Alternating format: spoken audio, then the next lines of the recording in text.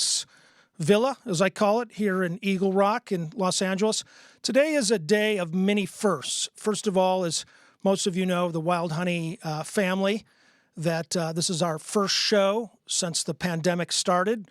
We did a giant Loving Spoonful tribute show just before the pandemic hit, but this is our first event since then. Secondly, this is the first show to happen here in Paul's Garage. Many of you donated money and have been following this on Facebook for the last year or two. The garage is finally set up and is a fully functional recording studio and podcast and video place. The other big first is that this is our first ever live on the internet concert. And most importantly, this is the first ever Jake Plays Piano live. Jake has grown in leaps and bounds during the pandemic, and we're going to hear a little sort of Cecil Taylor, Keith Jarrett freeform tribute. Ladies and gentlemen, Jake.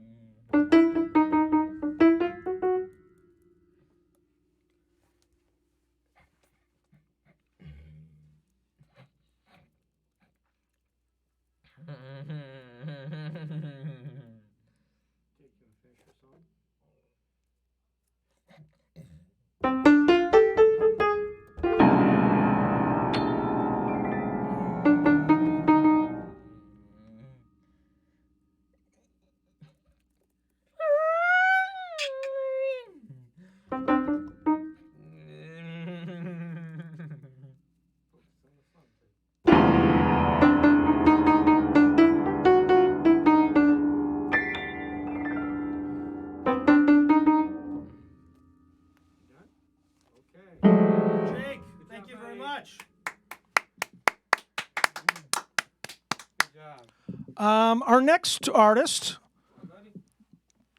Mr. Terry Reid. Many of you know Terry. He's been around a couple of years. Terry did a wonderful backyard performance for us a few years ago. So this is his second time here at Paul Rock's house doing his thing. Terry's got a lot of different songs planned, some originals, some covers. And then after the show, I'm going to be doing a little Q&A with Terry, talking about his illustrious history. And just waiting for Terry to stroll in. He's all sound checked and all of that. Okay. Here we go. Ladies and gentlemen, Terry Reid. Mr. Pat Thomas, yes. Boy, how about that? It's been a while. God bless you, man. So good to see you, man. All right, man. Yeah. I'll see you in a bit.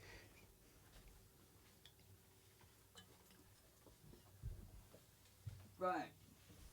Well, hi, everybody. Let me get myself centered here and figure what guitar where I'm going to start. Okay? All right. Boy, this is great. Getting to play again. Boy, we haven't done it in quite a bit. Of course, I start picking out what tunes to do, and then I start thinking of others that I've never done, because it's been, a year or so? I've been working on all sorts of things, so we'll see where we go with it, okay?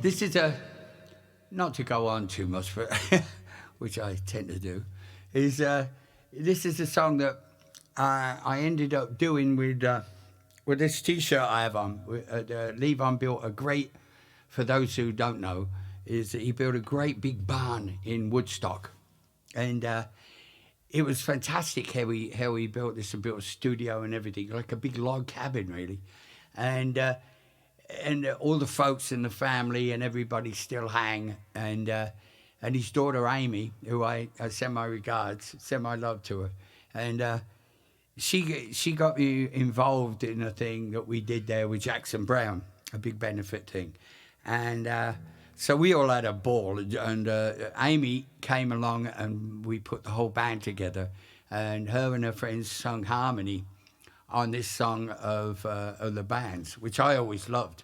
So that was just a gem doing that, you know. It's called Make No Difference.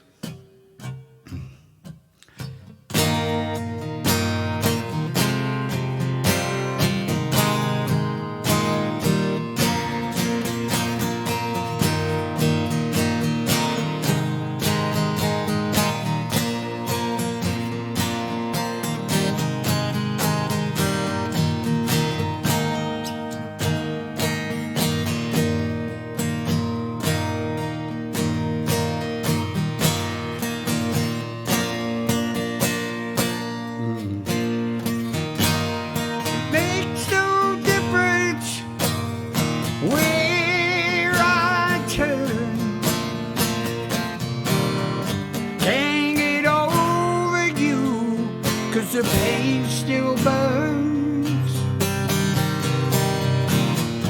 Makes no difference night or day.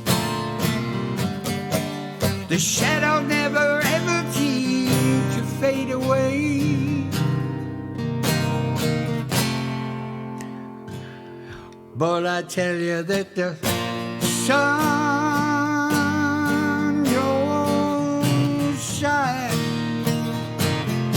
anymore,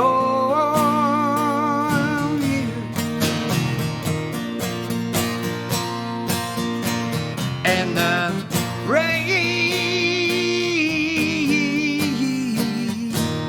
still falls down at my door.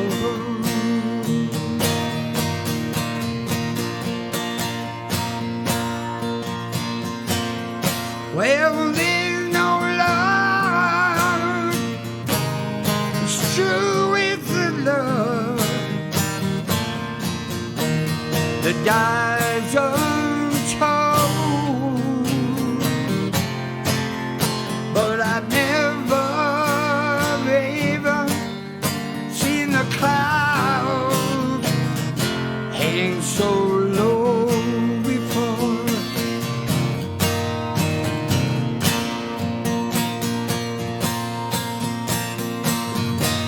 It makes no difference how far I go. It's like a scar, you know, will always show. Makes no difference who I meet. Just an endless track on a one-way street.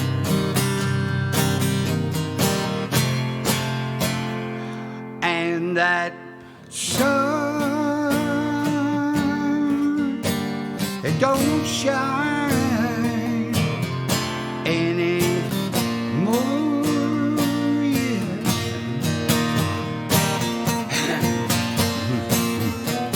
And the rain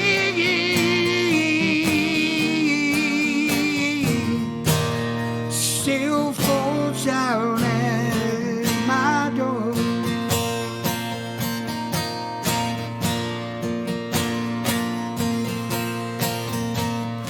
These old love letters, well, I just can't keep.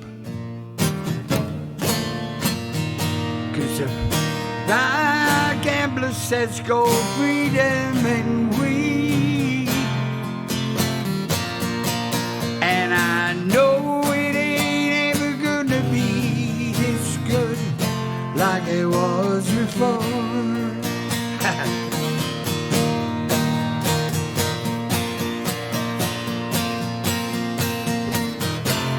Without your love, it's nothing at all.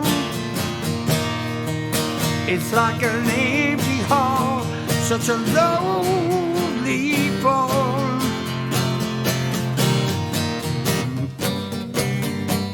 Without this thing, there's nothing but a battle. Things that rattle and try to battle the war.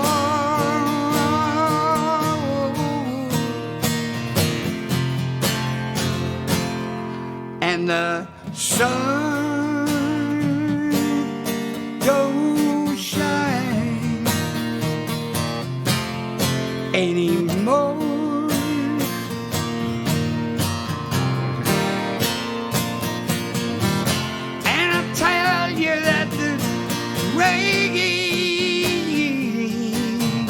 Still falls down on my door.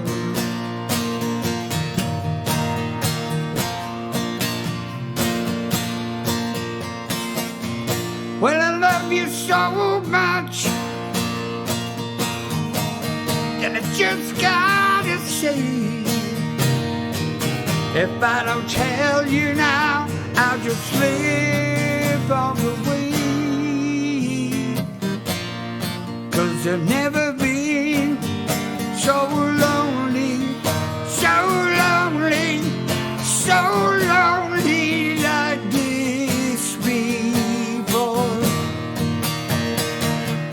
And then you know that rain will fall right down on your door.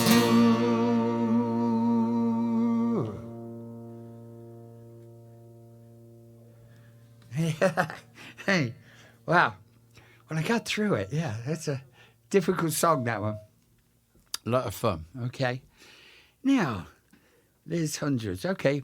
I'm going to jump back to some early days here when we started doing all this thing. I think this is the first thing that I ever put pen to paper and write. It's called Without Expression. Okay.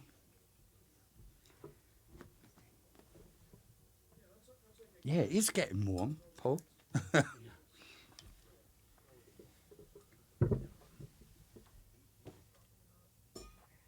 we go. Wait.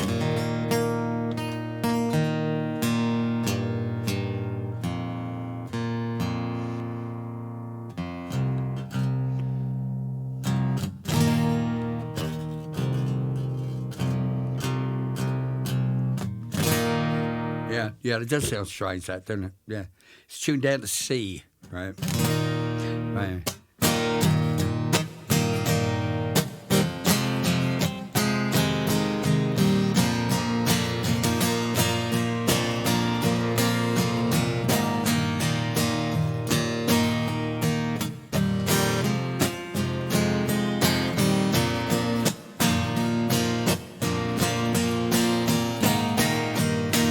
Have you ever written horses to a rainstorm,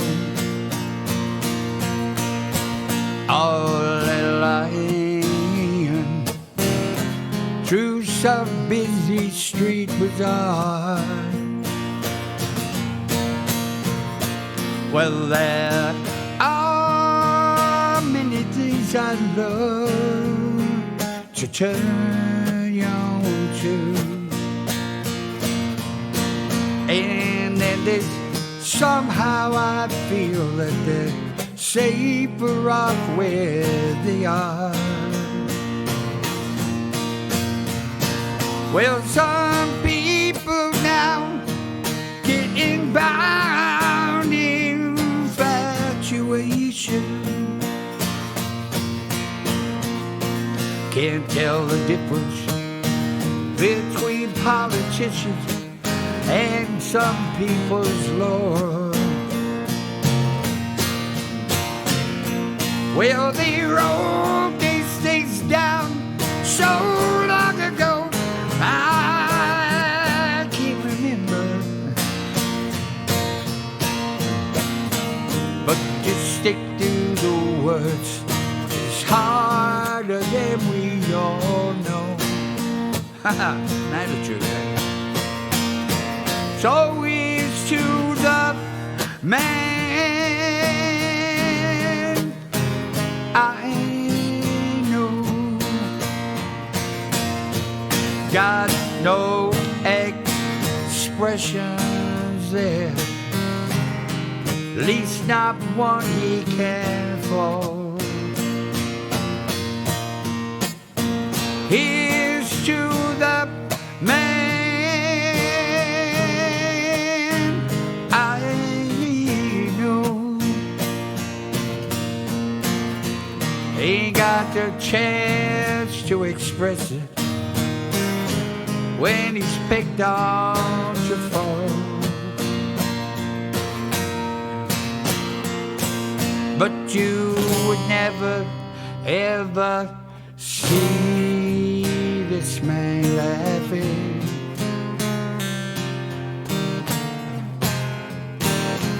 And come to think of it, ain't no one before seen him cry.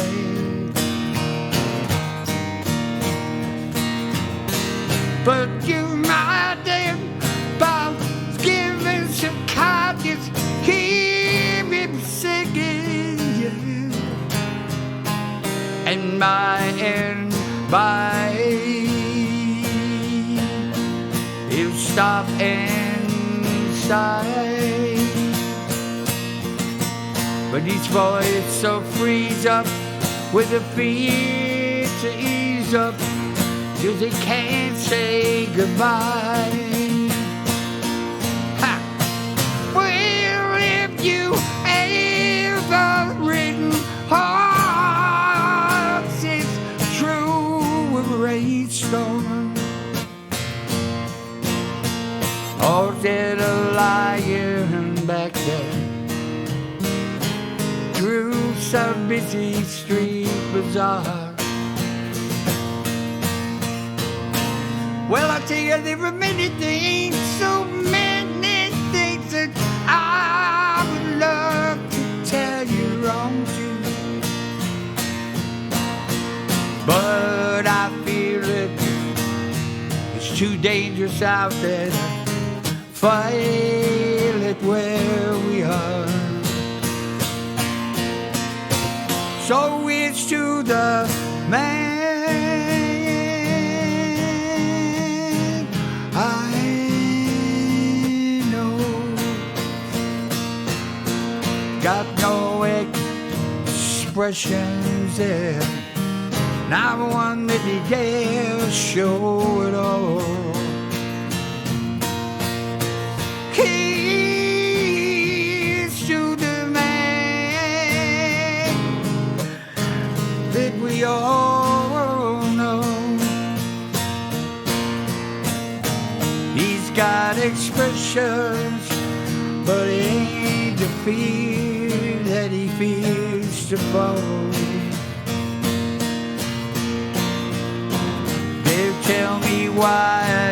fall,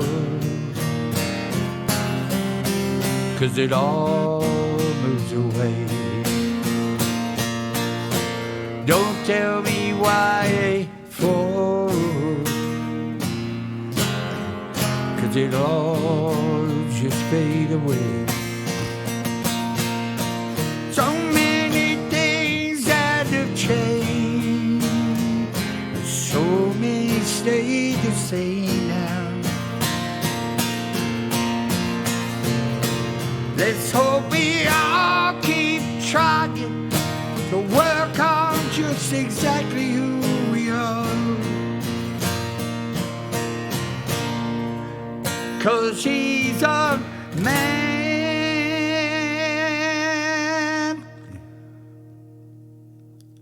Yeah. I know, it's rough out there, isn't it? Yeah. Okay, let me change guitar. Boy, won't be long before we can all get together again, won't it? It's going to be funny doing a gig and seeing everybody.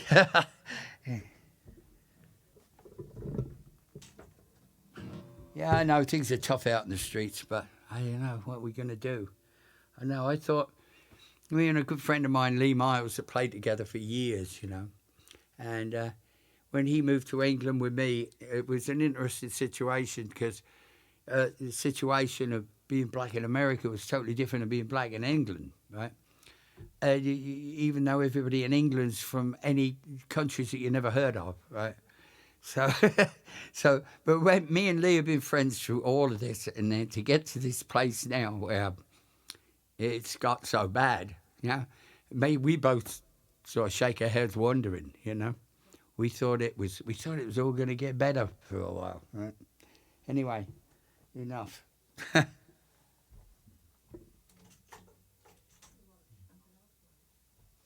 know what I do.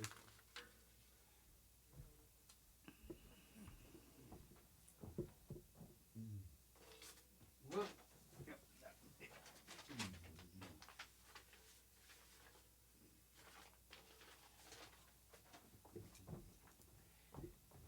I got one.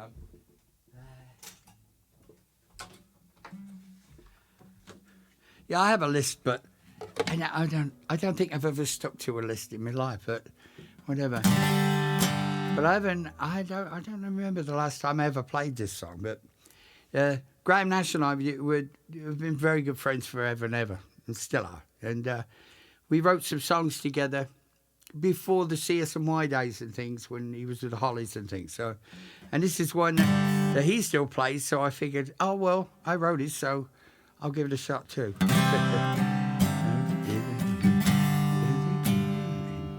Okay. Let's see if I'm taking a risk here whether I get this right. Okay.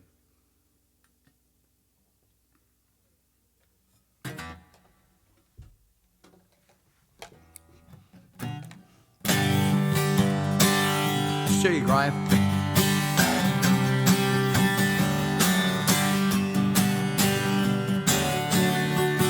How does it feel when life doesn't seem really flying around on your own?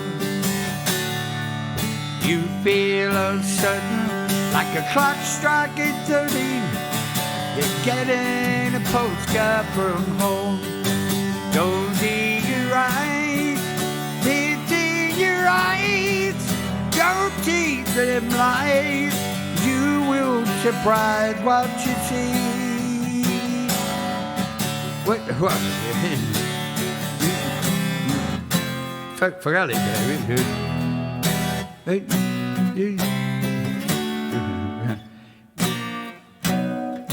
I've forgotten it. Damn it. Right, give me a sec.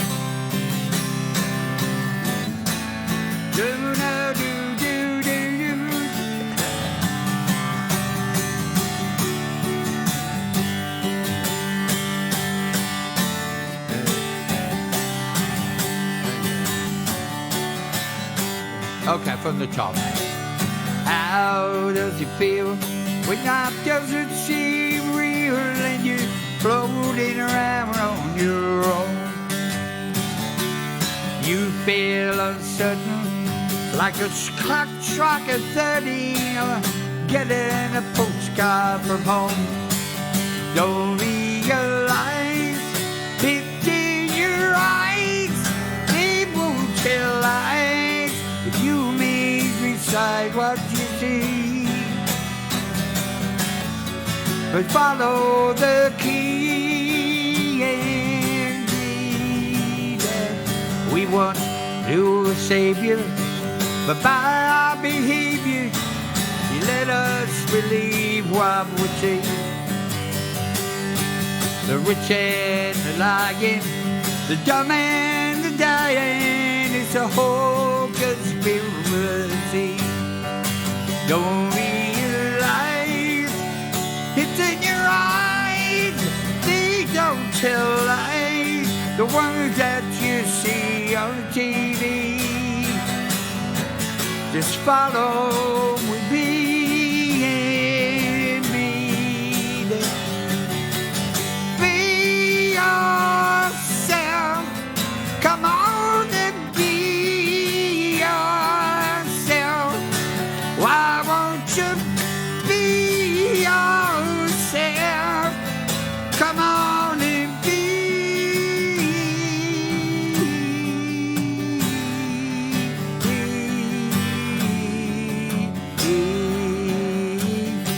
We needed a tutor, build a computer, and programmed ourselves not to see the truth and the lying, the dead and the dying, a silent conspiracy. Don't realize it's in your eyes, they won't see lies, the ones that you see on TV. Just follow the key and be yourself. Come on and be yourself. Why don't you be yourself? Come on and be yourself. Why don't you be yourself? Come on and be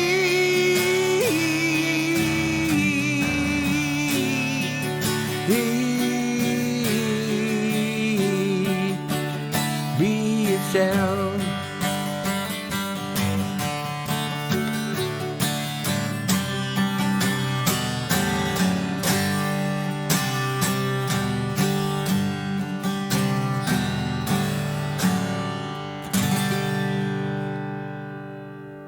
Yeah.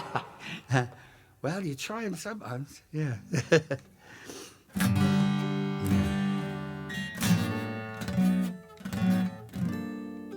Okay.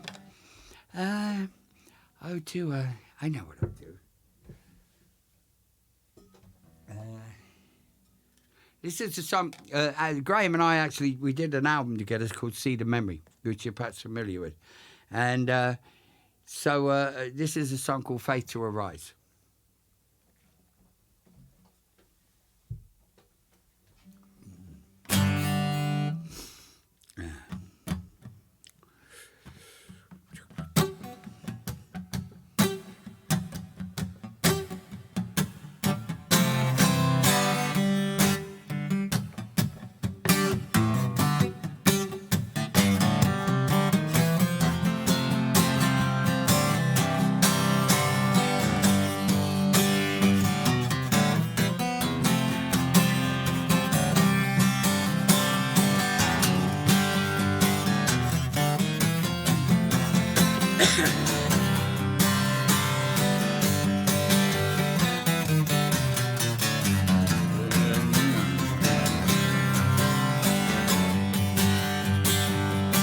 Can you hear what I've been thinking? Can you hear my words out loud? There's an echo that's insisting that this is phone gonna just ring right about now. That when it does, there ain't no question of when it don't, I wonder why. There's somewhere I can't reach you on a dark and lonely night. Tell me down, who would it fade to a rocket? See that look in your eye, you know I'll be thinking of just ringing at a time and place in your mind. I needed the laughter to hold on to, feel what it is that's alive. 'Cause you know it's only one more day, and I'm gonna be this far away. But now I'm sitting here on this phone, run out of things to see. Say I'm just gonna feel good just to get you back home. I'm just gonna feel good just to get you back home. I've been out here searching on my own, and now it's gonna feel so good to get you home. Take the plane out in the morning, get you in there tomorrow night. I had something I was saving, but hell, now it's all gone now. Gotta still get on the flight. But the beauty of our London is when the rain's pouring down, only makes me stop to think and wait for the right wave back home here breaking ground.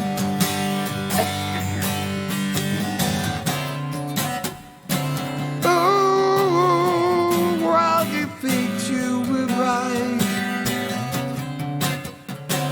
just to see that look in your eyes,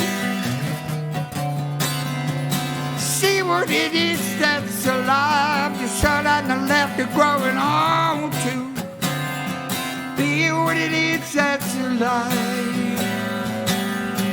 'Cause time will breed a pageant over every day.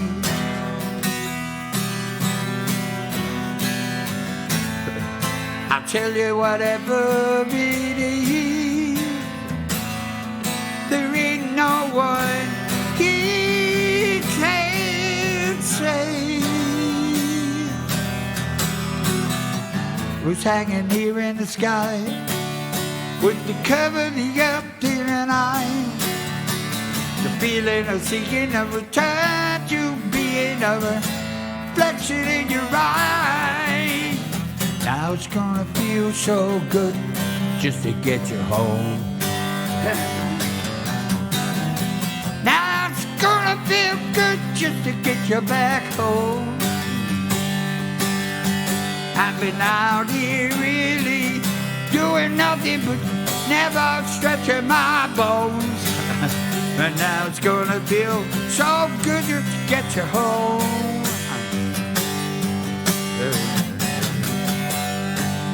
Yeah.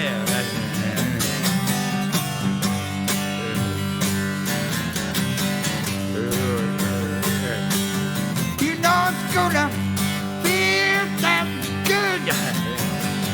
Feel that good just to get you back home.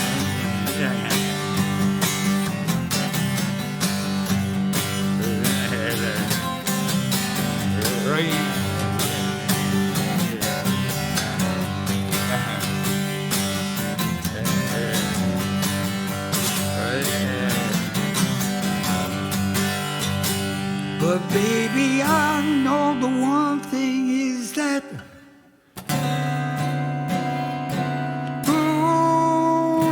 what I paid to ride,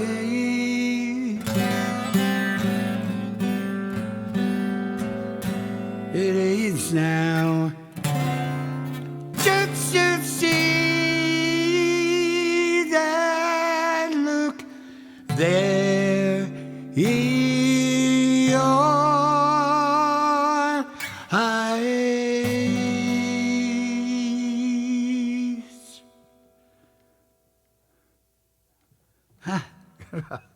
Wow.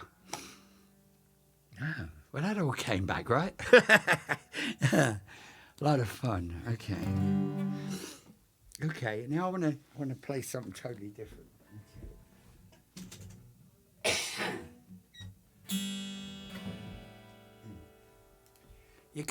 Can you turn the mic? I know when me screaming and hollering, Andrew. I mean, you backed it down a bit. Turn it up a bit on my monitor then, because otherwise I'll blow my voice out if I don't hear myself. Right? I know we were going to use in-ears, but I haven't quite got. We didn't get that together.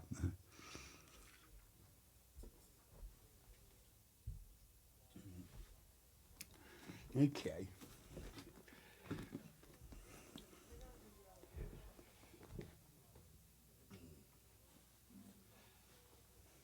Okay, not to hang around or anything, but this, I'll just play this on the mic, right? So,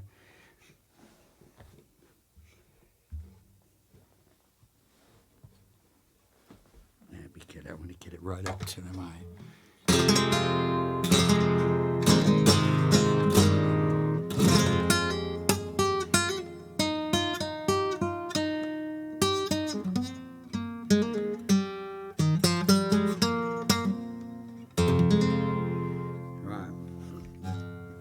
I've been working on all these glasses and things, Jesus. I was working on a whole load of songs that I've loved for years in various westerns that we've all loved for years, right?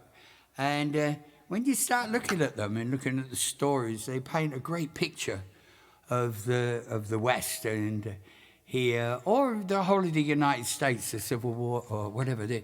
And when I started to delve into them, it came up with a whole bunch of different ones. This is one of them. But I was thinking of putting this down as an album, whatever you would call that, a series of songs. I've recorded some of them, so keep your eye out. You might like it, I tell you.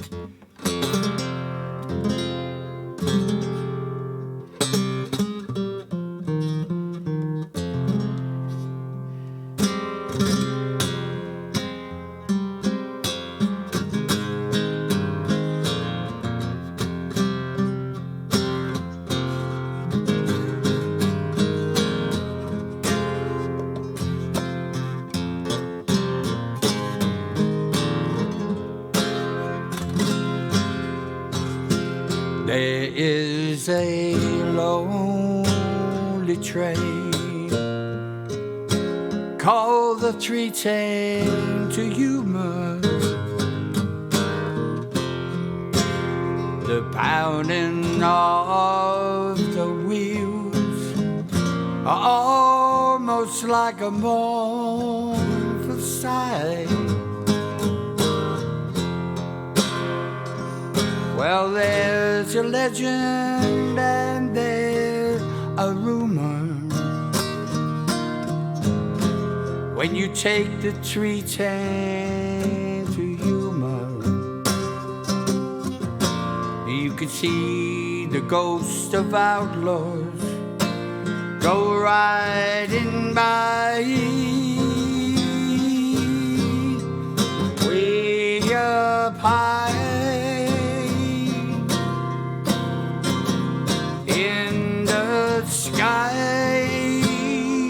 the buzzers keep circling the train. When down below, the cattle are thirsting for rain. It's all so true what they say on the 310 to Yuma. A man can wear his fate, 'cause fate will travel everywhere. Well, you've got no reason to go there, and there ain't a soul that you know there. When you're 310 to Yuma, whistles that sad refrain. Take that train, take that train.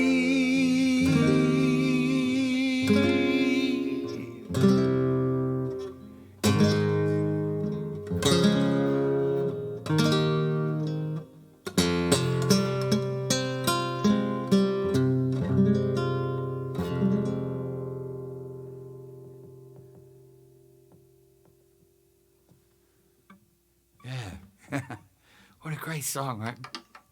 Yeah, it was in a movie with Glenn Ford and Van Heflin.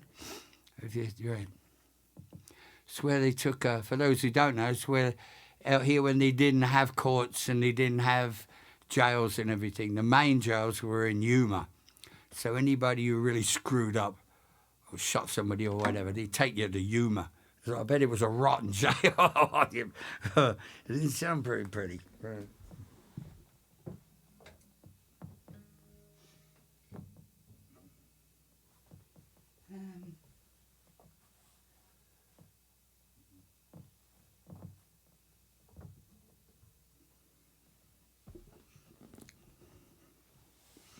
Yeah, I'll sit down on another one. This is a song I wrote that we never actually put on an album or anything.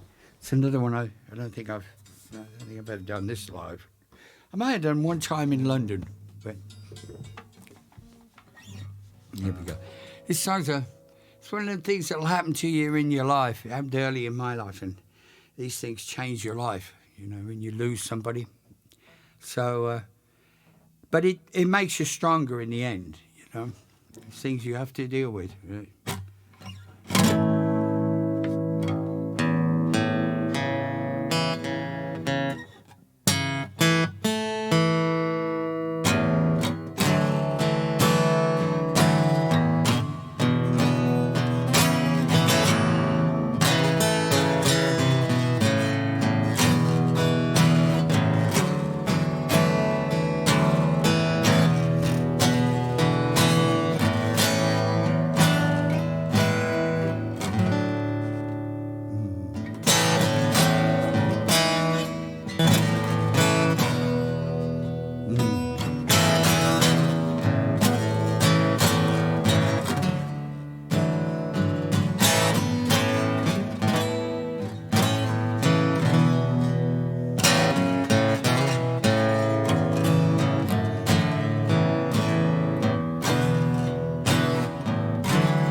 Well, I woke up that morning to the mail that arrived.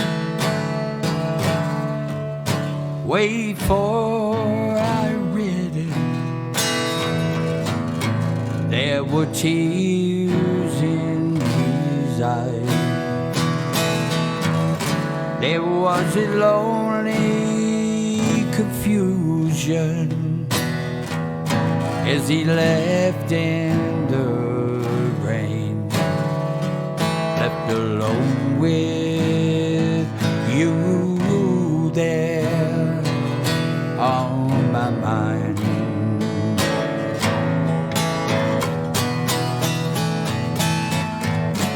It was a thing that could happen on a busy right away. The rain and the red lights couldn't see the other way, but I could feel just what was coming as he read the last line, left alone with you there on my mind.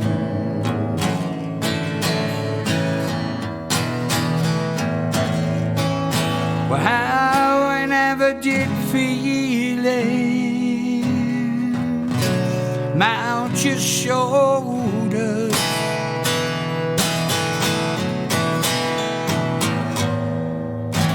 when you're brushed by the presence of an angel's kiss.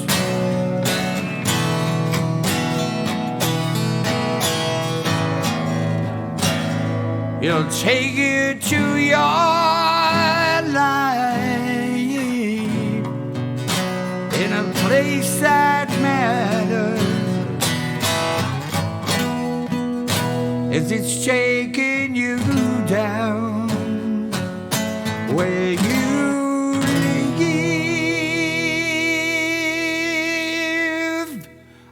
Oh, you living.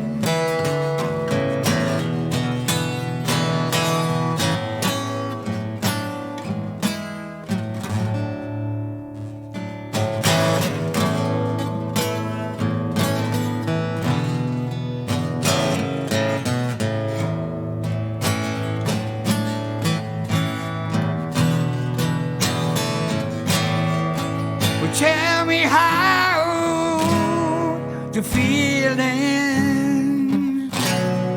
mount up on your shoulders.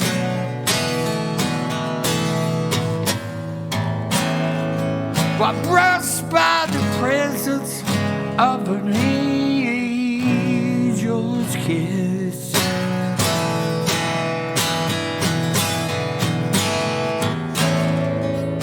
Tell you it'll change your life in a place that matters. Where would as it's shaking you down where you live. You know where you live.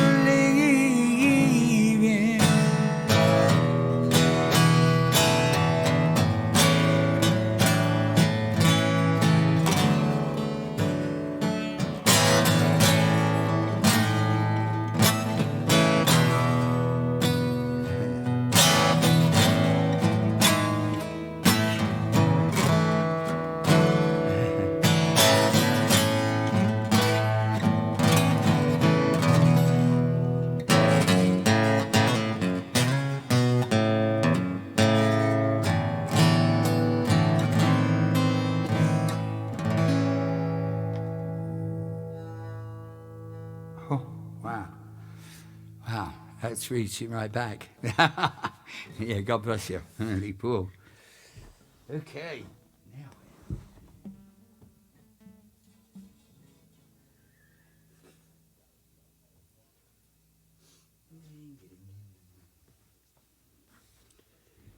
I see. God, so many songs. There's always a lot of songs, honey. 1 second.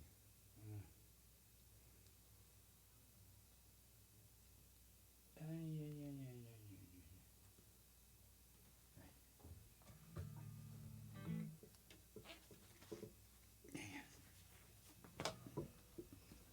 me pull this back a bit.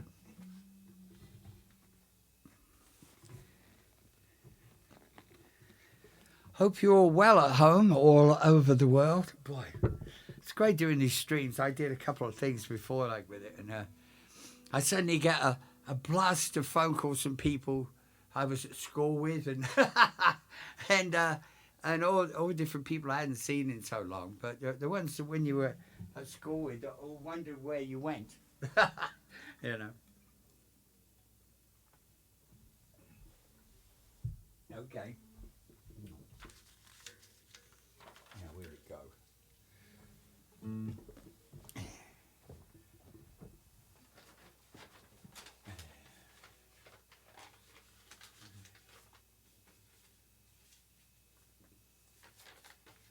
Perfect.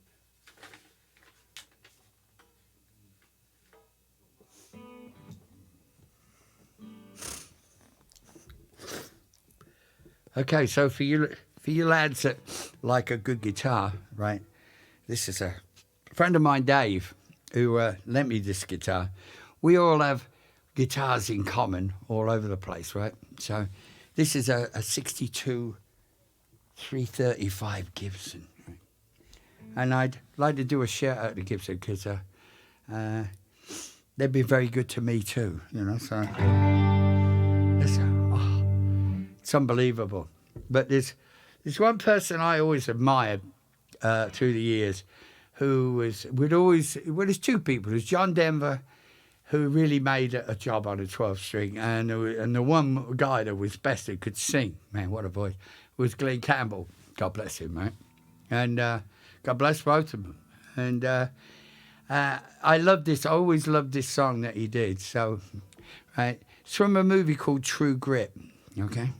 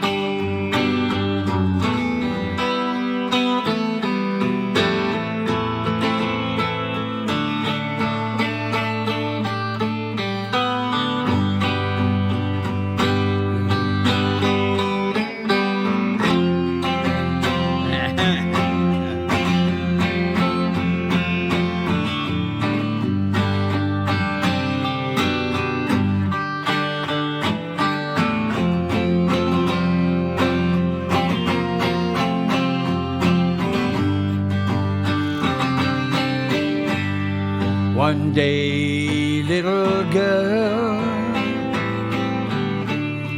the sadness will leave your face as soon as you find gets justice done. Someday, little girl, you'll wonder what life's about and how little you know the pain of the diesel glow. And then you will rise and find someone who's kind, someone who is fearless like you. When the pain of it you ease a bit, when you find a man with that grit in his heart that is true, someday you will find, and you won't believe your eyes. It's funny how it seems your life is a perfect dream, and the summer seems far away. Well, you'll find the sun someday.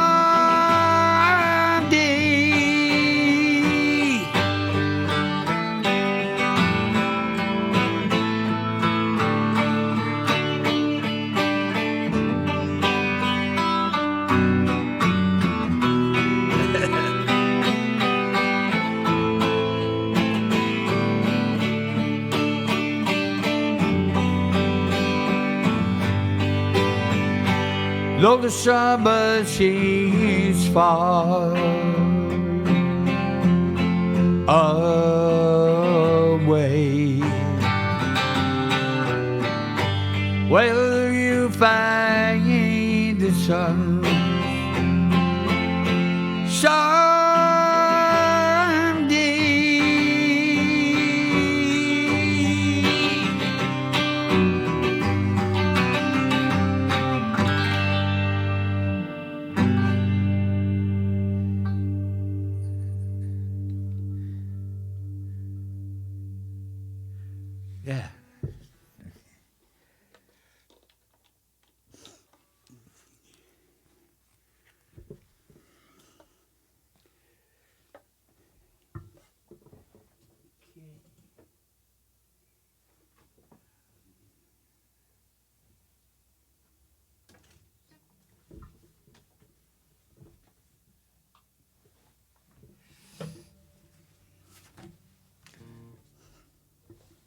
Maybe you should put the air on, Paul. It's getting really warm.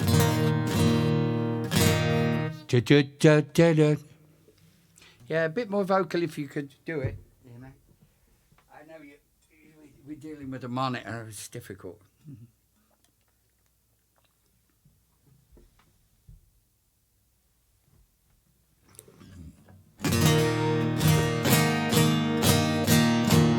Bit more guitar too.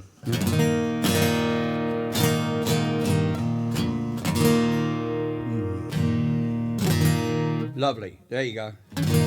Now, yeah, the top one is the one. Right,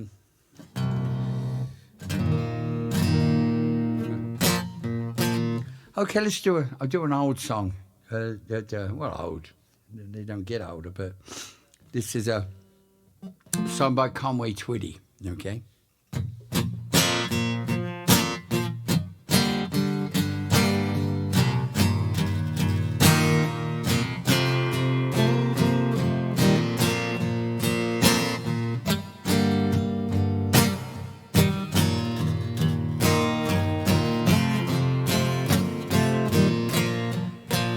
My one and only prayer is that someday you care.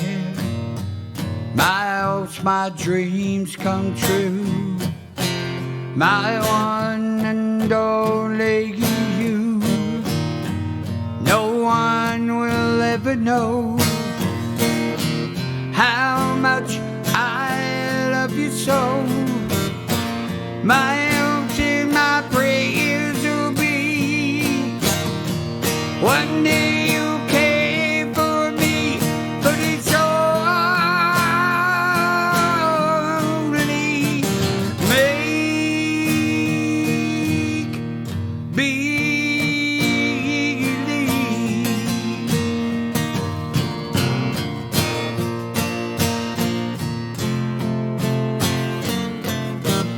My heart, my dreams come true.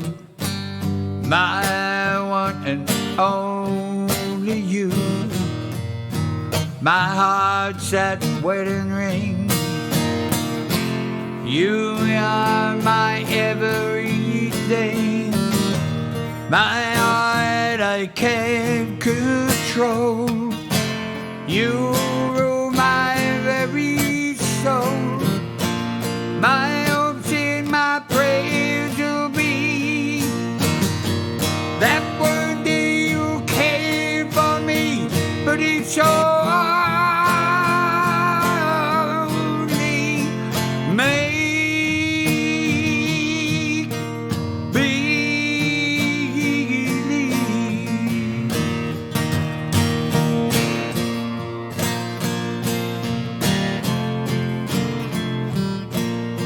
I thought that when we knew we met and things we do, I bought this wedding ring. To me it meant everything. But my heart I can't control, 'cause you rule my very soul. My hopes and prayers will be that one day you care for me, but it's only make believe.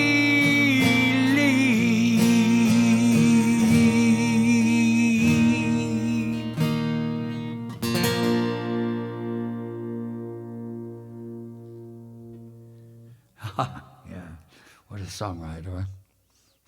Wow.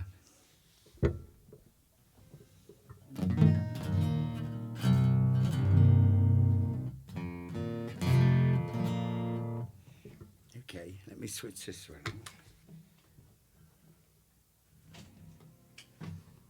This is great. I get to play all my different guitars. You can never take all these on the road.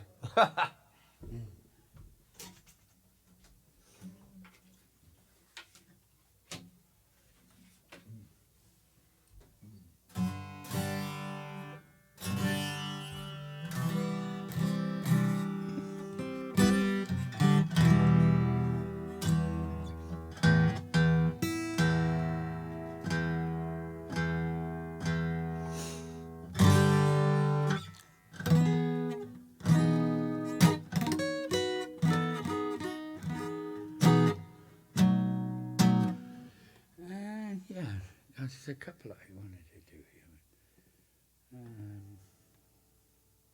here. Okay.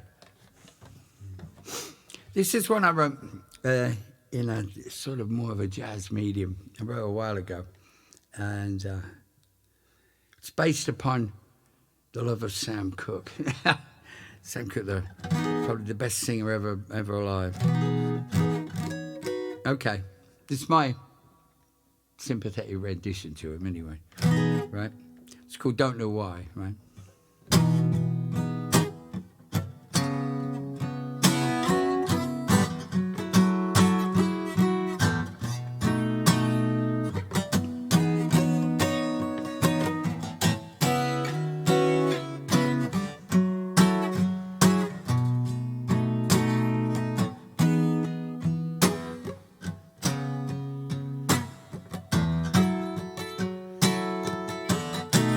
Well, I don't know why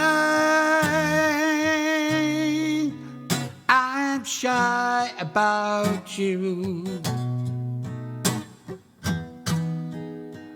'cause there ain't no thought of words you said.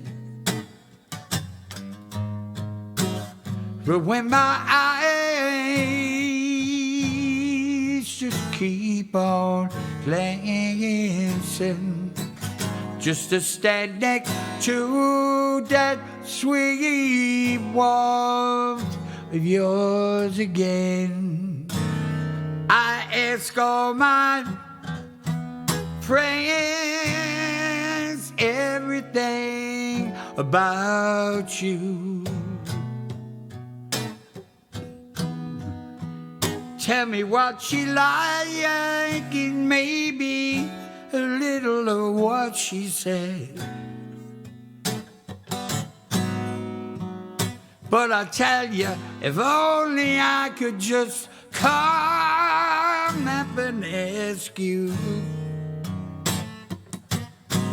well, maybe this could put my lonely heart at ease instead.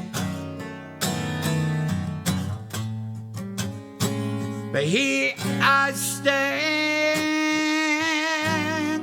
alone in love, 'cause I fell so hard for you. But way down deep there in my heart, I think that I'm the one that knows this love that I got going on here is really that true. So tell me why I'm so shy about you. I tell you, I can't think of a word that you have ever said. But when my eyes get rolling and dancing, that is when I wanna walk over there and dance or say something to you again. Oh, tell me why, yeah. Sax solo.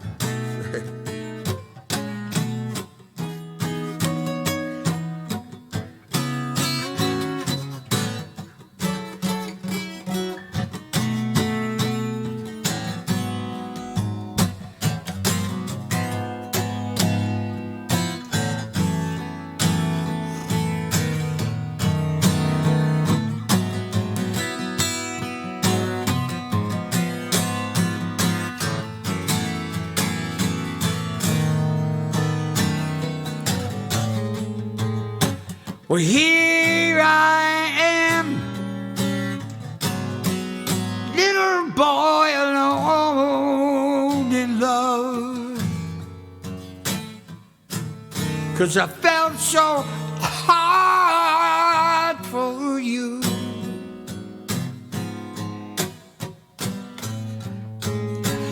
But you gotta know that way down deep in my heart, I know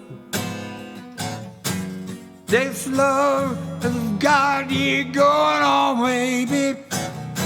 It's gotta be true, or I don't know what I will do if I have to leave. Don't talk to you, so tell me why. Tell me why I'm so shy about you. Tell you there ain't a thought of what you said. So when my eyes just keep dancing, all I gotta do is stand next to you, baby. I never gotta go do it again. Oh, tell me why, baby. Oh, tell me why now.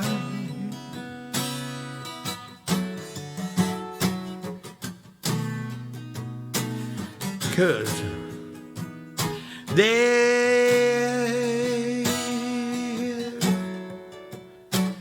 a someone place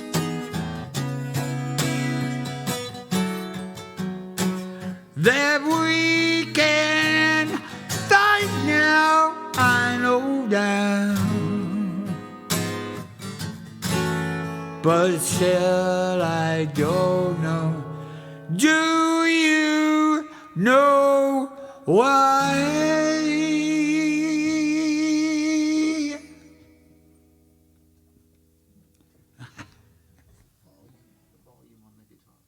What?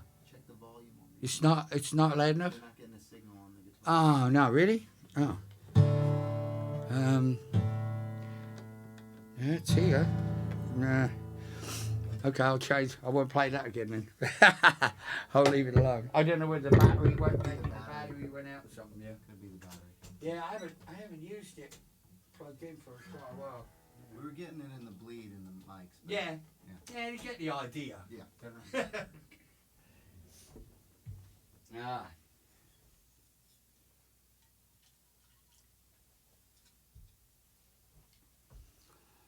Ah.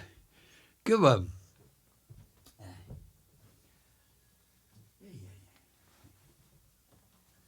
What ones have I cut here? I don't know. I know what I would do. I'd do something different. I really got a thing about doing these Western songs at the moment, so bear with me. I mean, a friend of mine, I'll do a shout out here to one of my best friends in life, I tell you. My good friend Larry and Kat. And yeah, Larry, here we go. Larry's father had this instrument, and it's called an order harp, you know what it is. And Larry had it around, and he's been playing with it, and everybody has to play with it and that. And he says, well, what can you get something out of it? So I said, well, let me give it a try. So I've been working on these Western songs, and I came up with a song that this worked perfect on. I'll play it for you. It's a Doris Day tune. We all love Doris Day. If you don't, well, something wrong with you.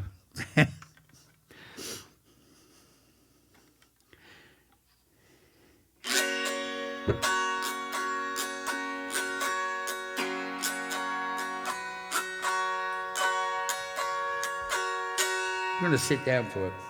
Be easier. I love this thing. It's great. Yeah. Okay.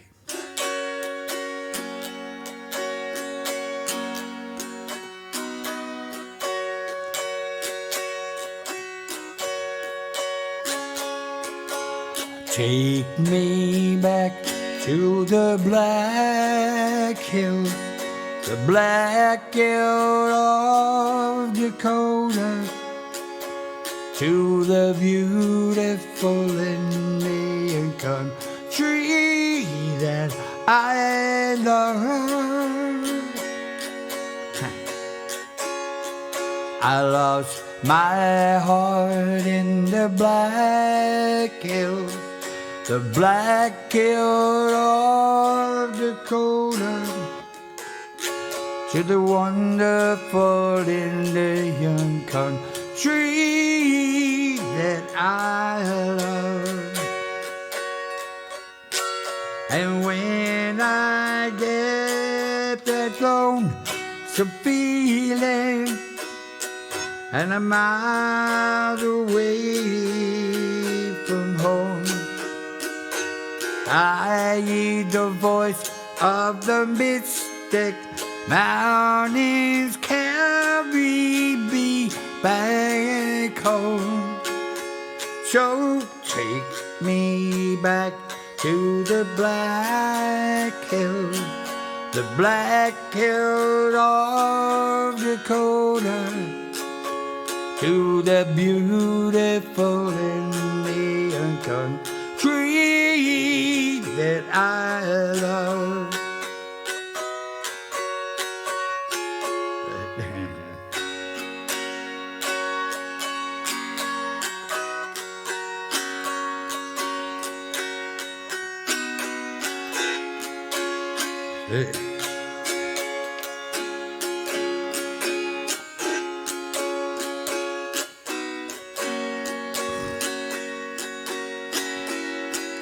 And when I get that lonesome feeling, and I'm miles away from home, I hear the voice of a mystic mountain carry me back home. Take me back to the black hills, the black hills of Dakota, to those beautiful Indian country that I love, to that beautiful Indian country that I love, to that beautiful Indian country that I love.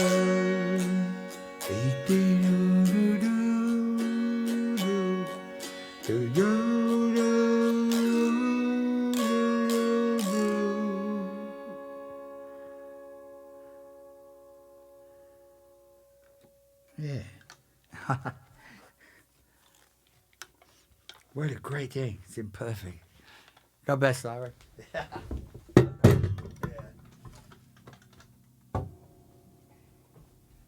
There we go. Okay.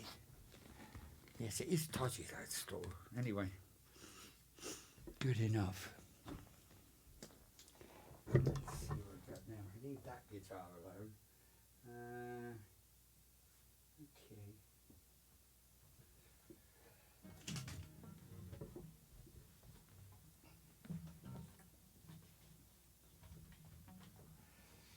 These words are getting. There we are.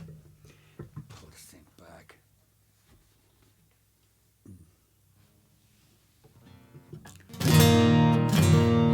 Great. Good.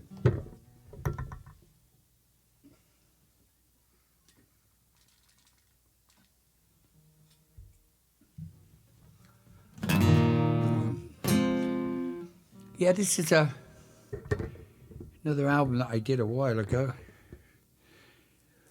I've been in the studio more lately than I've been in a long time, but with all this going on, it's the only safe place, right, guys?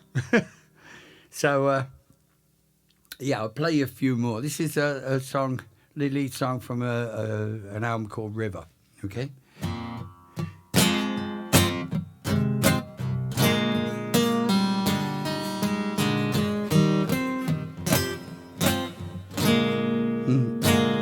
used to make on the guitar.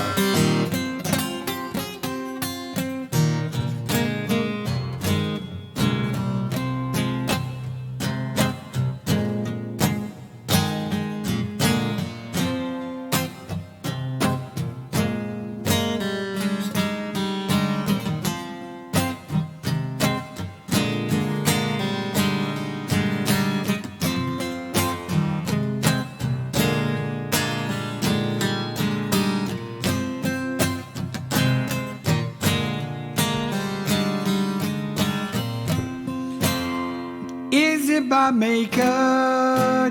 Am I the breaker? Has it come too soon? Am I to follow when life gets hallowed by some impending gloom? It makes me ache right now that the pattern of life gets lost somehow, and his colors fade in the rain. He goes down to the river again and wants to be an opening to the sea.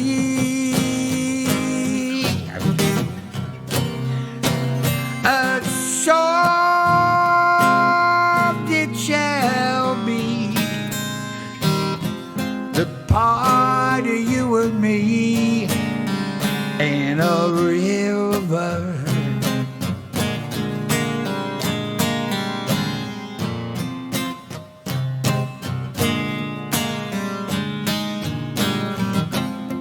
Well, some having trouble with life at the double part of being you. Some see it's hazy, others get lazy. Some don't know what to do. It makes me ache right now that the pattern of life is a loving vow.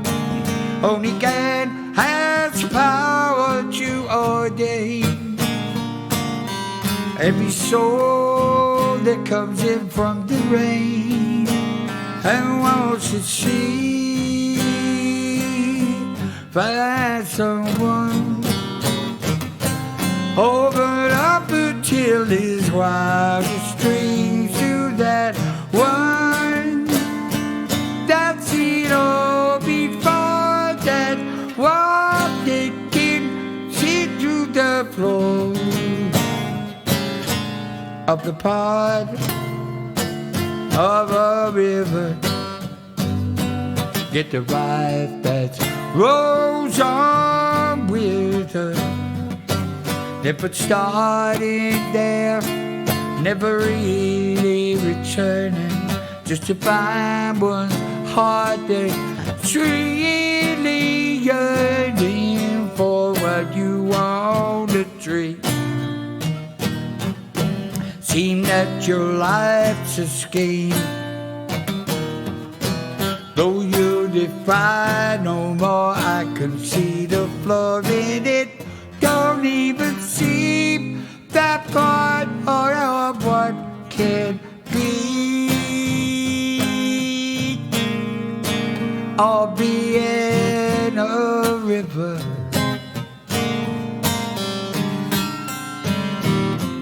You can see what you want to be in a river. Wash your sins away.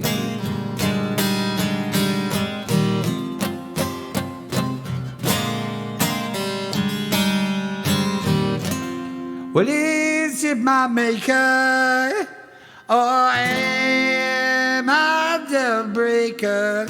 Or maybe has it come too soon?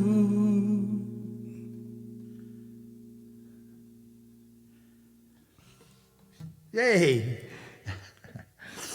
There you go.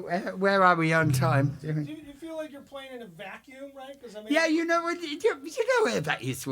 You always. I'm not waiting to say thank you. Right? yeah. I hate it when bands say thank you. You know, and nobody claps. Yeah, until just now there was no. This is my friend Pat Thomas, by the way. Here, yeah. There you go. There you go. Right. Me and Pat go way back on these things. Really. Yeah. No, it's funny playing in the back. It's like being in the studio.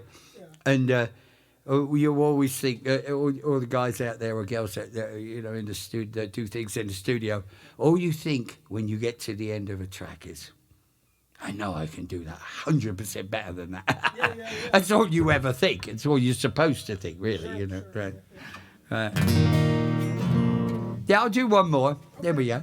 Yeah, I'll do one more if you want. I'll sign it off with something. Boy, I've got to touch up on some of these songs. Oh, it's just good to be. God bless everybody out there. It's good to be back in the game again and be playing again, isn't it, Pat? It is. Yeah. We miss it. You can imagine how much we miss it when it's. I wouldn't say it's your job. We never had a job, did we, Pat? No. Yeah.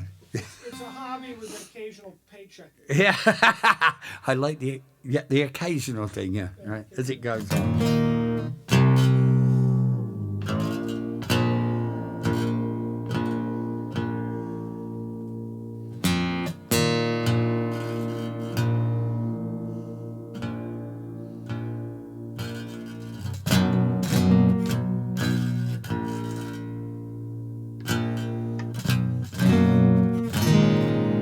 Okay, I'll leave you this song. I usually end with this sometimes on sets.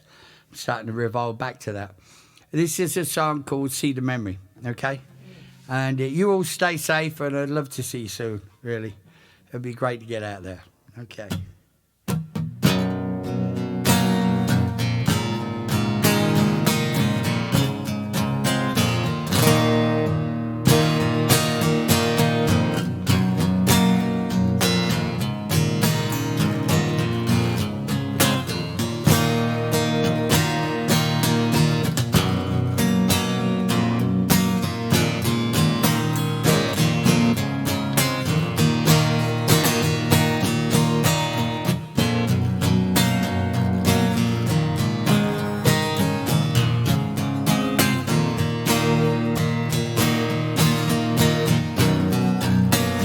Brave dreams that are kindled from ashes,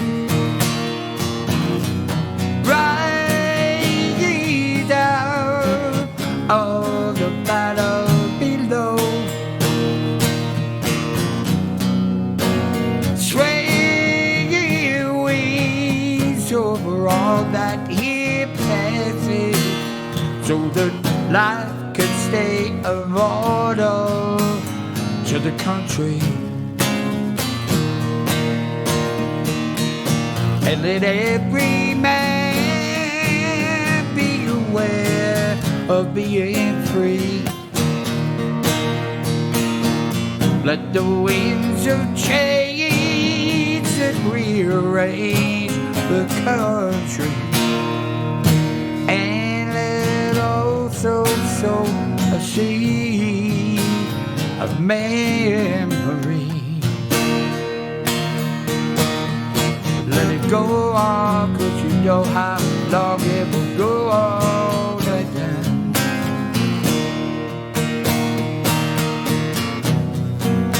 Now Marlene in the cool side is sashes, spread dreams with that man below. And she brings love with every soldier that passes.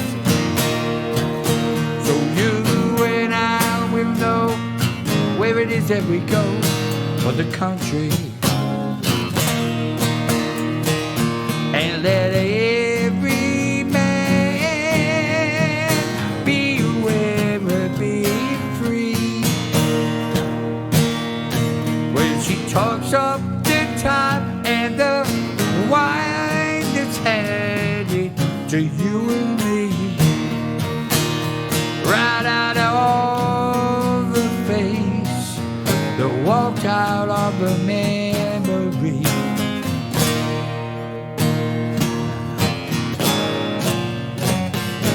Now that the battle is done now, you wake up in the morning with that sun up in the sky. The summer never gave you no warning now, won't you?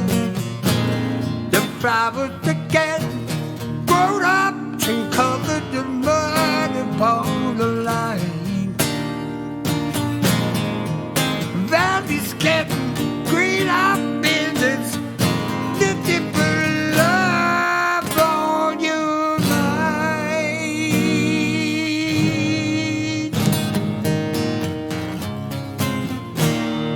After all this time,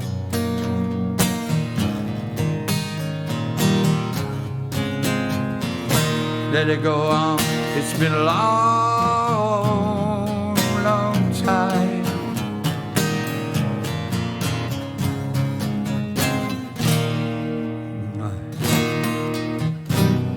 So brave dreams that were kindled in ashes. We all go out to fight the wars and that battle below. And you bring love after all that deep has here. So you and I won't know what it means to go for the country. But you and I will know what it is to go for the country. And let every man am a part of being free. Let the winds change, rearrange the country. Let it also show a sea of memory.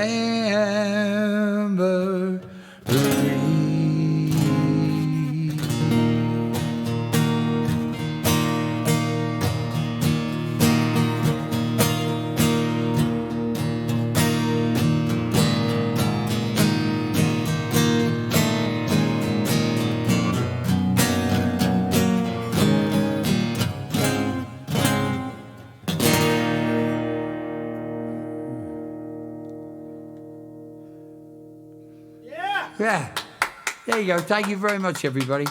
Okay. We'll see you soon. We'll be out there. There you go.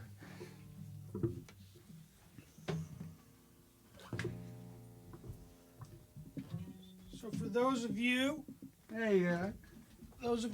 out there in TV land, we're going to do a little, Oh, I thought you were going to do a tune there, Pat. yeah, I was thinking about it.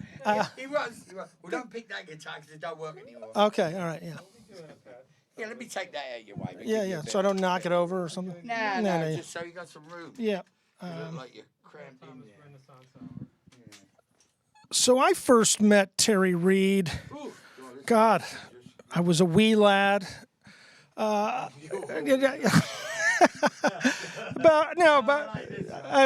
wasn't quite that wee. About 20 years ago. I mean, we're not going to ask anybody's age here. No, we're not. But Yeah, when was it? it was early 2000s. 2000, Yeah, early 2000, about 2003, 2004. Flies. Which is what I want to talk about because since we're here in LA, your Monday night residency at the Joint People talk about that like, they were at Woodstock or Monterey Pop, except it was every week. Yeah. With Waddy Wachtel and who were some of the other regulars? Well, they probably talk about it like it was Woodstock because that was just about how many drugs were there. Yeah. Yeah. I mean, I think that's probably why they talk about it like that. Yeah. It's like everybody that went to that gig that went to Woodstock had an immediate flashback. Right. But yeah, it was Waddy and who were some of the regulars? Oh, the regulars. Okay, so it's Waddy. Yep. Myself. Rick, the bass player, Rick Rosas. Mm-hmm. God, I miss Rick. God, man, he's a great bass player. So, let me see. Bernard Fowler. Nice. And Stacey P. God, what a singer. God, she's great. I just heard some of the tapes recently. Yeah. The Earl sent me. And there's some things with Stacey singing. Boy, man, I tell you. It was painful to get through. She just sings her ass off. She's such a good singer. No, go ahead. Sorry. Regulars. I think that was just about it. There was regulars. a core band, but I mean, that was a core band. I remember stopping by and we saw once there was like a 15-minute version of Waterloo Sunset. Yeah. You guys. That was the short one. Yeah, you guys had turned it into like Freebird meets Stairway to Heaven. It was incredible. Yeah. But the other cool thing is if your buddies were in town, like if the Stones were in town, like Woody or Keith might stop by, or Robert Plant. Now, when you say that, people are going, wait. But you see, what it was, the last people that really realised that was going to happen, or nobody said, oh, if you're in town, stop by. Yeah. And you know what? Not once. Even with Keith, I don't think Waddy said, oh, if you're in town. I think Keith called Waddy and said, oh, we're in town. Are you still doing that gig down at the joint? Oh, see you later on. And Keith had turned up just with him and his buddy, the photographer. I forget the guy's name. Right. But they just hang out together. Yeah. So, and Roger Daltrey would hear that we were there. So what happened was we started this whole thing of doing that at the joint because of the love of all those songs that we all learned our craft on. Yeah. The Four Tops, whatever. Sure. The Who, all of these things. We all learned a craft around that, and we all grew up with them as well. You know? Yeah. So we'd sit every night on a Sunday night, and we'd sit and pick out what songs do we do. Yeah. Because all of us had been, well, look at it, we'd all been in bands playing with Waddy, Linda Ronstadt and James Taylor, and it goes on and on. Yeah. And we'd all been in individual bands doing our own material, or their material, individual. So all of those great songs, we never got to, me and Waddy were sitting one night talking, we never got to do this song. Oh, Waddy'd go, I always wanted to do that, right? Yeah. So we do that.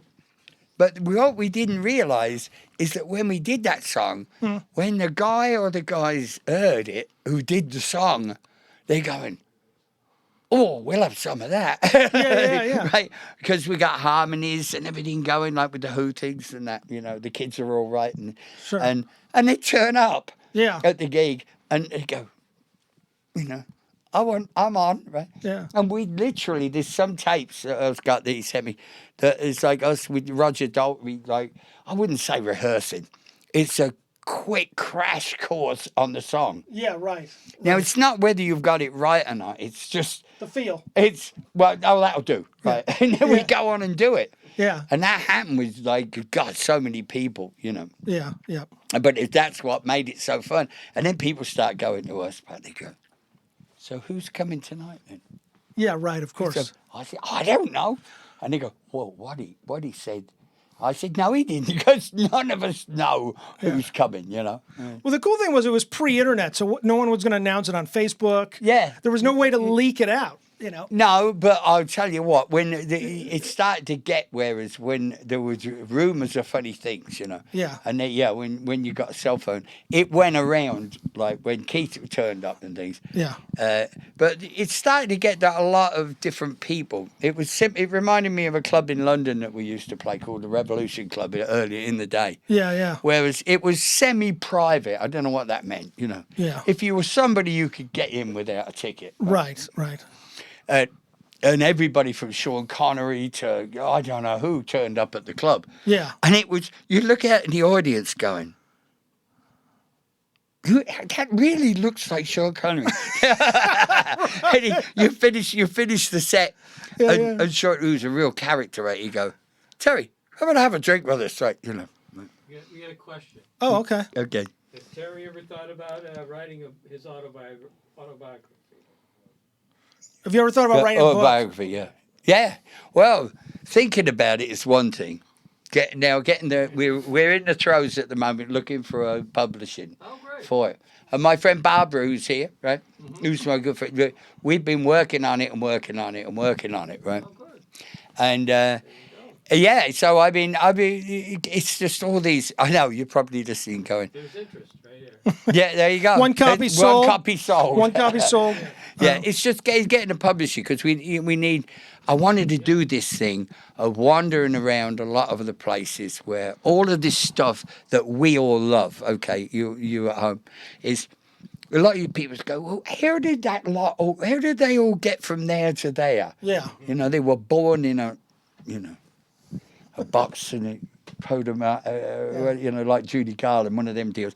If somebody comes from a little village in the country like me, how the hell did you turn up with all this lot, right? Yeah, sure. But you'll find most of the guys in England, other than the Liverpool groups or the Manchester groups, you know, or Birmingham, the big cities, all came from out in the countryside. Sure. In some little place, and then everybody had their own amateur bands, you know, their semi-pro bands. Yeah. And somehow it was such a great time back then, the 60s, because you could get involved in something without even trying. Yeah, sure. Really. The Marquee Club and a lot of places like that were like fantastic, you know. Whenever people talk about you, they always talk about, well, Terry could have did this, but he didn't, or he almost joined this, but he didn't. I know. So we're not going to talk about that, but we're going to talk about one thing you didn't do that was really smart, which is you were on the 69 Stones tour, and you wisely dropped out before they got to Ultimate. Oh, yeah, right, that. Yeah, so that was a smart one. Well, Keith was funny about that because nobody wanted to go. Yeah.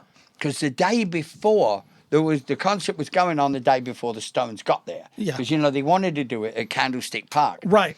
Couldn't get a license for that. Yeah. The city of San Francisco goes, no, I don't think, no. Yeah. They're too rough. Not this gang. Yeah. Not this gang. But we'd done Oakland Coliseum on the tour. That's right. Yeah. Right, you see? Yeah. So that was just before. But no, this was at the end. So we'd gone back east and we'd done Madison Square Gardens and we'd done Boston Garden. That's what the old one, right? Yeah. And with the green girders and everything. I'll never forget. So we did that and we finished off doing that. And then I'd heard from, I think it was Graham Nash, I forget who it was, somebody. So I said, well, what's going on with this, well, it's shooting at you. You know, everybody's got guns and everything else. I went, Now, it was a free gig without getting paid. And we'd done all those, 40 cities or something in a row. Yeah. And it was the partying that ruined you, you know. I mean, the only peace and quiet we got was where we got on stage.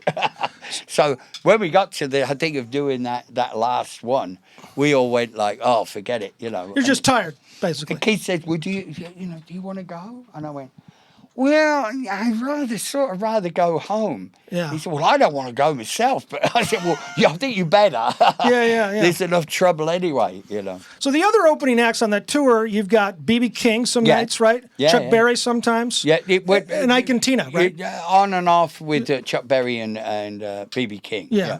One city was B.B., one was Chuck Berry. Yeah, but Ike and Tina was every gig. Yeah. And I opened the show. Yeah. You know, and the Stones. And yeah, it was unbelievable. I mean, you know. The after party, right? Yeah. Oh God, no! Don't get me going. That's what you buy the book for. That's right. You buy the book. You'll never hear so much debauchery in your life. Something that a lot of people may not know is that just a few years ago, you were in the studio working on Joe Perry was doing a solo album. Yeah, right. Johnny Depp. Yeah. Yeah. Tell us a little bit about that. Where we were working up at Johnny's studio, right? Yeah. And it was great. I met Johnny before.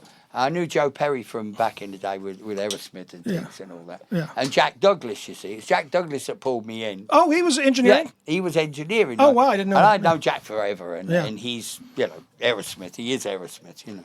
Yeah. So Joe wanted to do the album, and he wanted to pick different singers so it was in Aerosmith, you know.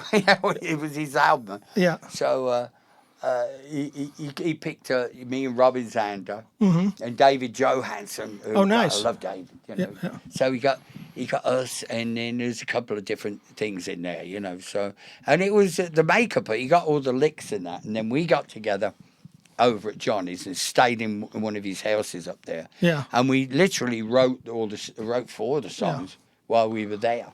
You told me a funny story I have to share with everybody, which is at some point Steven Tyler calls up and says, when am I coming? And Joe says, you're not coming. No, Joe, that's the whole point, right? Don't tell him to come on, right? And I'm going, I'm not telling him not to come. What are you talking about? But they were all laughing about it. Hey, Terry, it's for you. If he's coming, I'm not answering it right now. Yeah. You know, Questions. you know. Oh, okay. He said, well, if he... Peanut gallery. Oh, sorry? Oh. 2 questions from the peanut gallery. One person wants to know why Seed of Memory isn't available digitally, and why hasn't it been reissued? Very good question. I'm trying to find that out from Universal myself.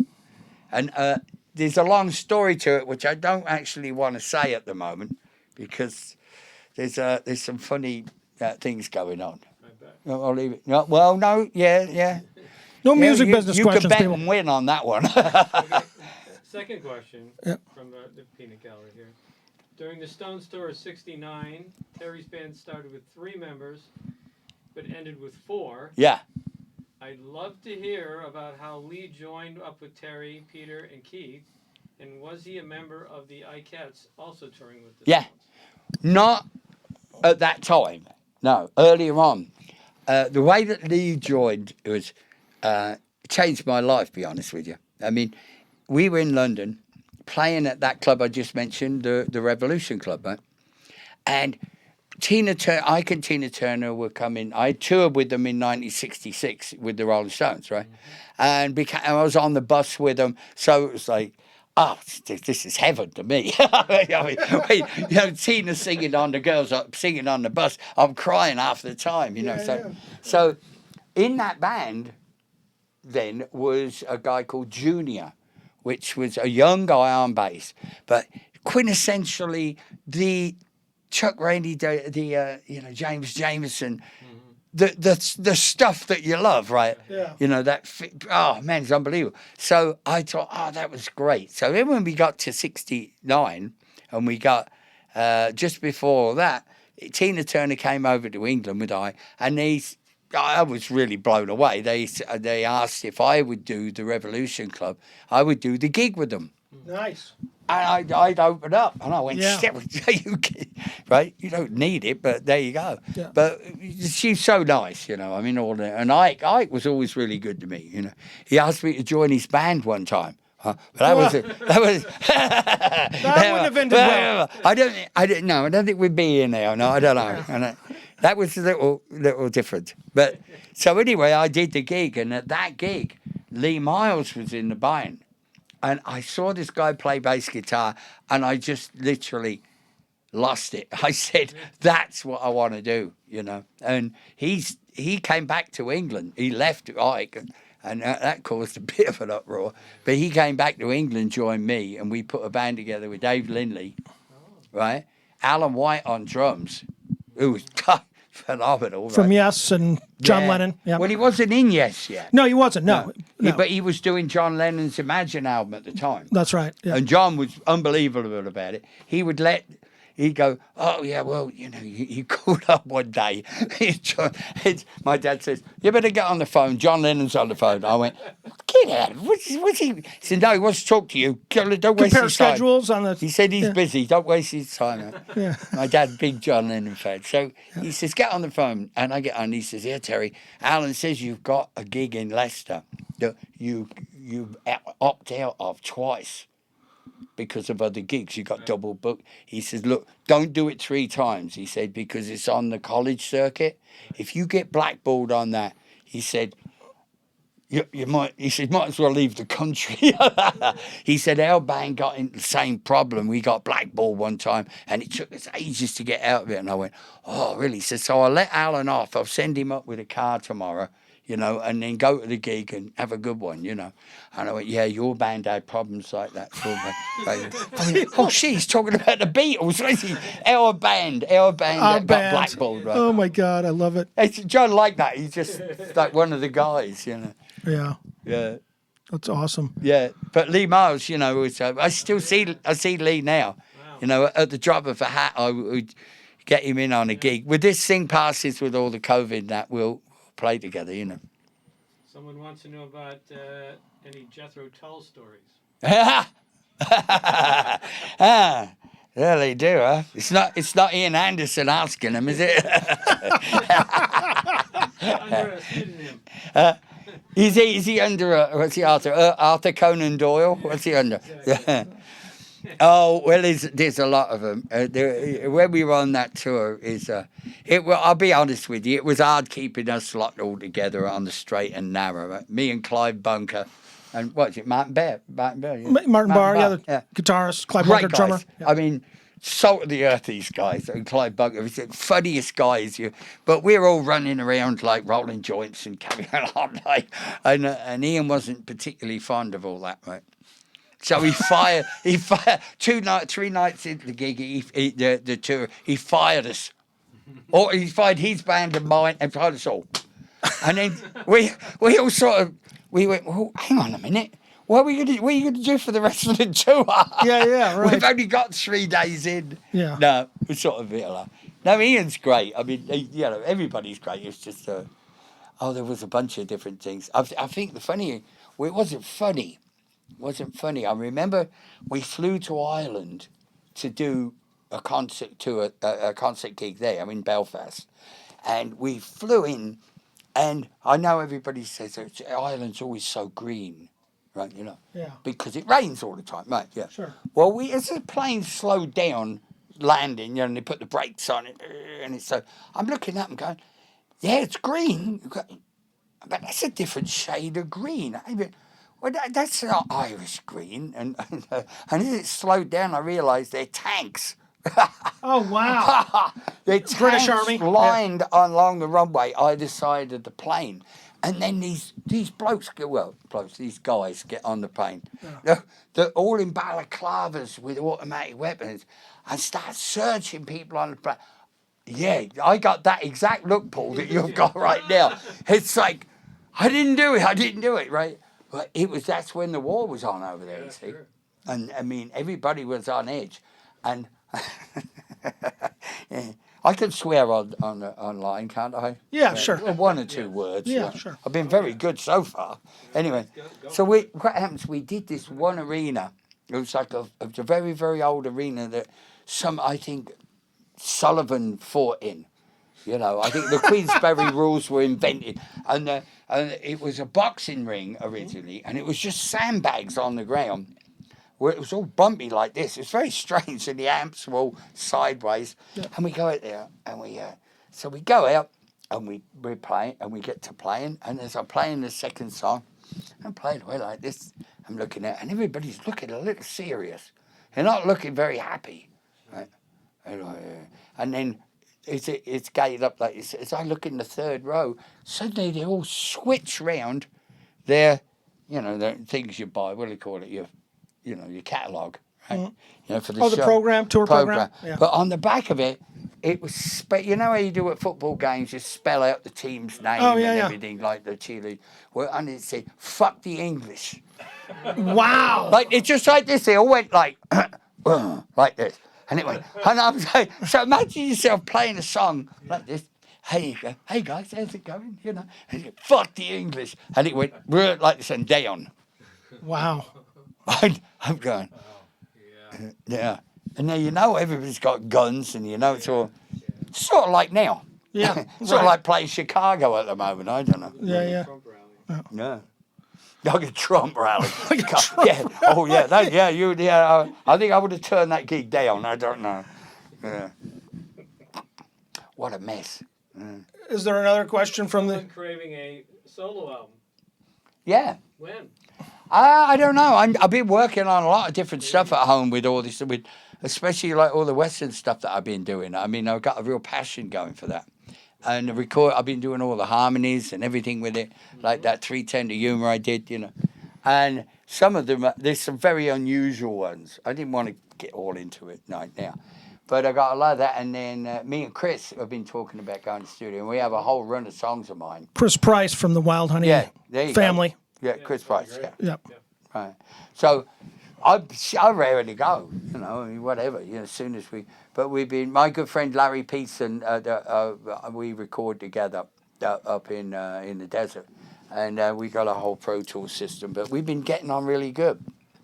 And I've been learning a lot more, relearning the whole thing in a digital format. Mm-hmm. I'll be honest, I hadn't a clue.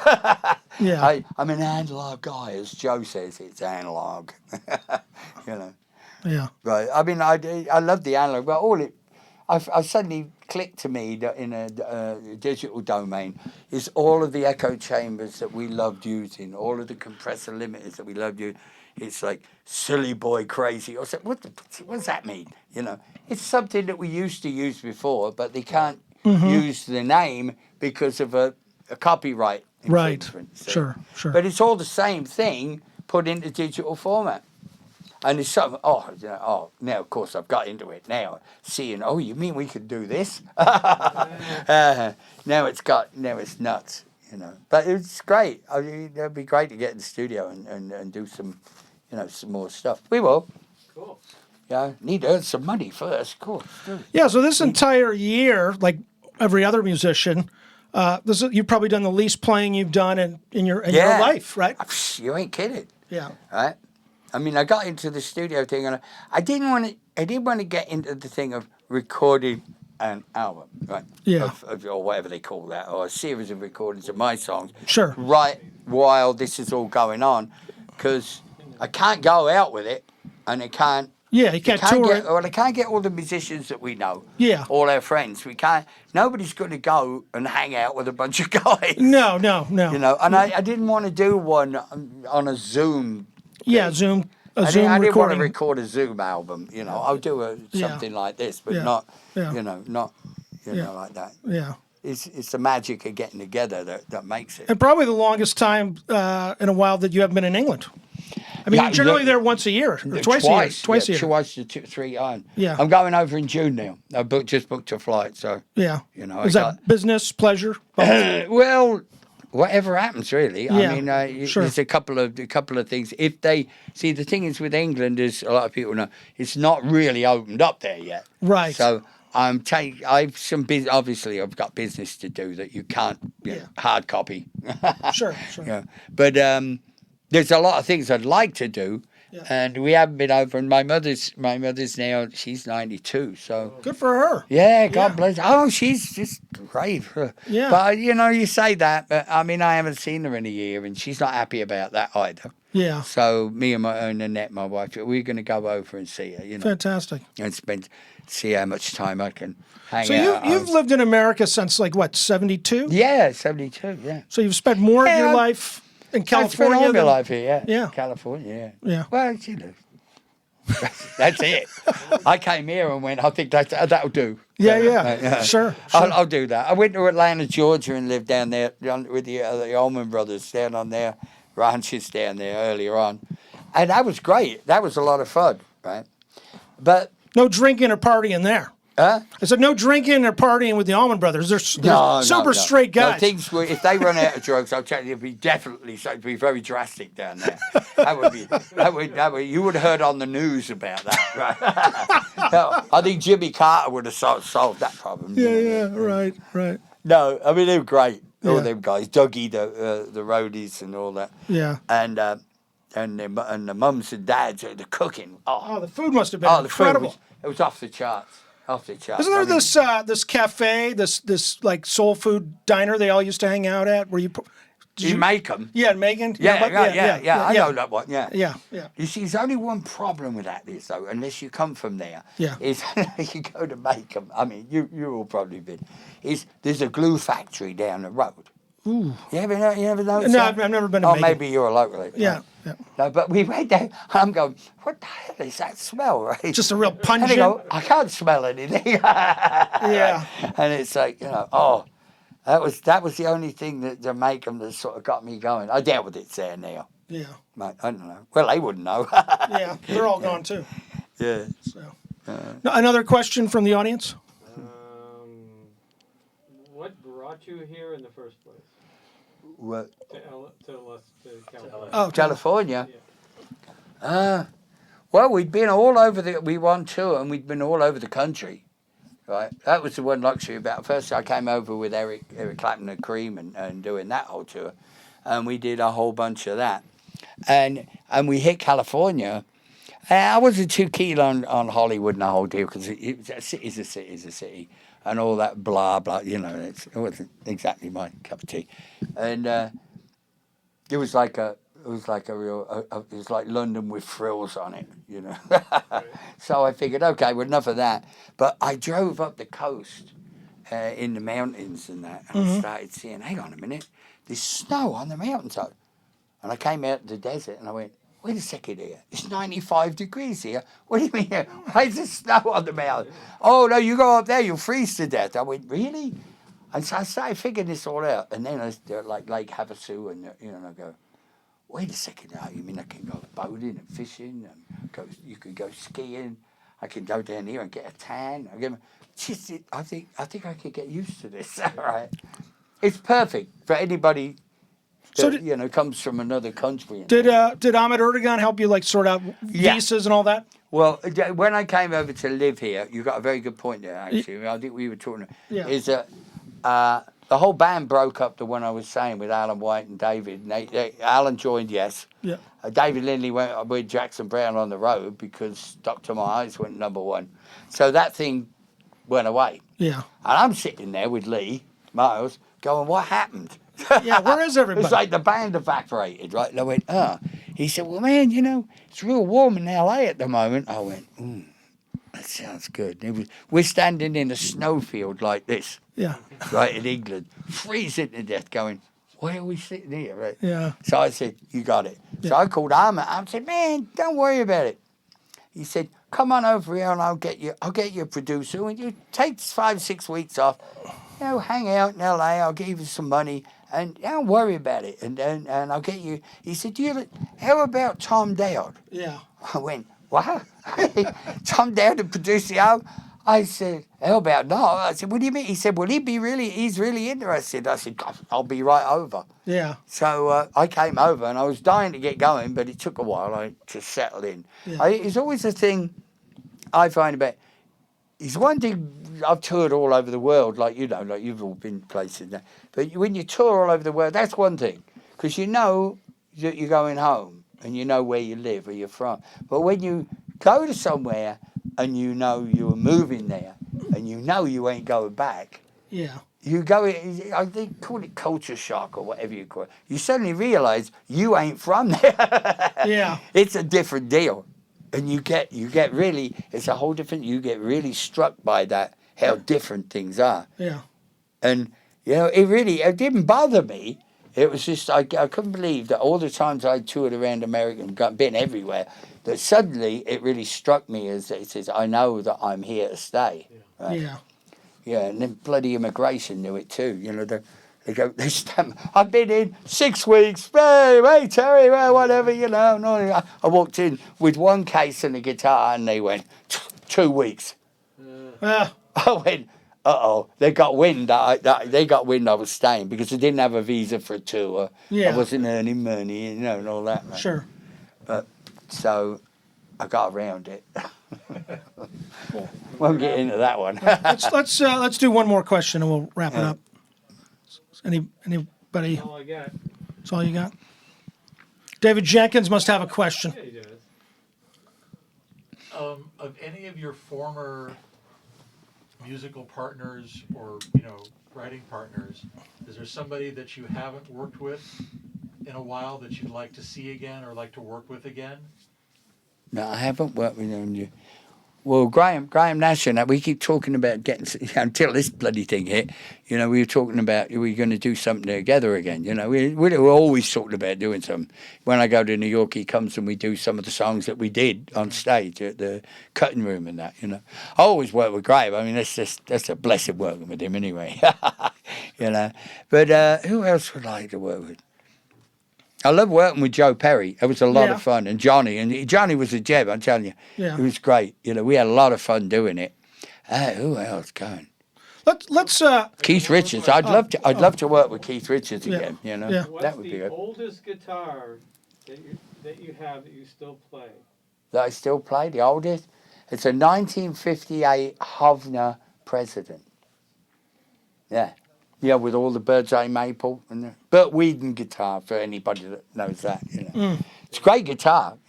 I stripped it out though and put like humbuckings in it and Gretsch pickups and stuff.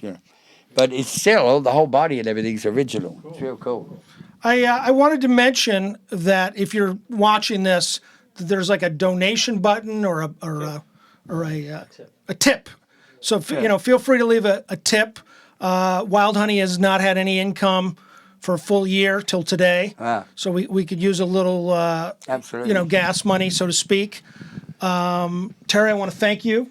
Yeah, thank you, Pat. Terry's been a great friend of Wild Honey. He's done a bunch of our bigger events. Yeah. And we've got some surprises coming up over the next weeks and months. Yep. And eventually by the fall, we'll be doing real backyard shows. There you go. Okay. Or the Glendale ones, yeah? Yes.